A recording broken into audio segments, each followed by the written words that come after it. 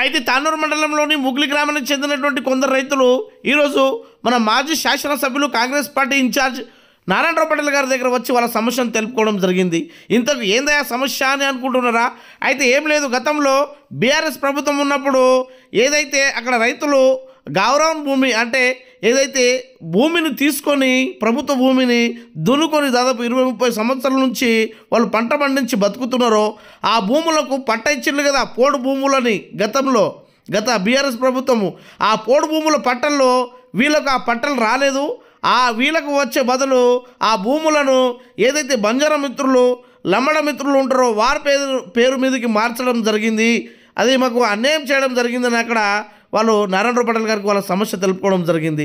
అంతేకాకుండా అక్కడ స్థానికంగా ఉన్నటువంటి గ్రామంలో సర్పంచ్, ఎంపీటీసీలు, గ్రామంలో ఉన్నటువంటి కొందరు ప్రజాప్రతినిధులు కావాలని కక్షపూరితంగా ఆ పోడు భూములను ఎస్సీ అదేవిధంగా అక్కడ ఉన్నటువంటి బీసీ వాళ్ళ పేరు మీద ఉన్నటువంటి భూములను బంజారా మిత్రుల పేరు మీద చేయడం జరిగిందని అక్కడ తెలపడం జరిగింది.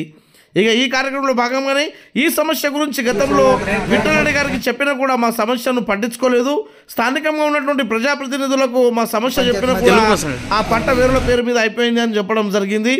కాబట్టి ఈ సమస్యకు పరిష్కారం చేయండి అని నారాయణరావు పటేల్ గారి దగ్గర రావడం జరిగింది. ఇక నారాయణరావు పటేల్ గారి సలహా తీసుకొని అక్కడి నుండి సీతక్క గారి దగ్గర ఈ సమస్యను తీసుకెళ్లడం జరిగిందన్నమాట.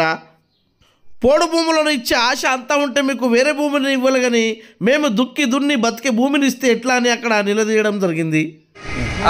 आपले गायरान भूमी करता वेळेस समजा काही खासकर असतील, समजा पेरले त्याला करून दिलं नाहीत, बिना एवढी कोणी नाहीत त्याच्या कार्यकर्त्याने करून घेतले. समजा ते जमीन म्हणजे काय जमीन या ते खास केली ते करून घेतलेत किंवा काय अलग आहे ते करून घेतले याचा काय आम्हाला काय अंदाज लागला नाही.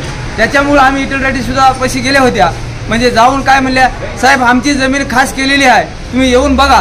येऊन बघल्यानं आमच्या वरात कापूस आहे, गहू काय जे आहे ते समजा ते देखरेख करा, तुम्ही अधिकाऱ्याला वाट लावून द्या, नंतर त्याला करून द्या, असं या भाषेत आम्ही साहेबाला जाऊन भेटल्यामुळं साहेब काय म्हणले, आज वाट लावतो उद्या वाट लावतो म्हणण्यामध्ये तसंच समजा दिवस लोटून टाकून दिल्यामुळं तरी बामणी राजेनाला सुद्धा म्हणल्या, त्यानं आमच्या गरम पंचायतमध्ये आले होते समजा.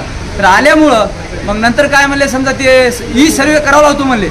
मग म्हणल्यामुळं आम्ही जाऊन आमचे जेवढे शेतकरी हा समजा तेवढे जाऊन म्हणले की आमचं ई सर्वे केल्याशिवाय त्याला पट्टे करून देऊ नको म्हणता येणंच बी समजा.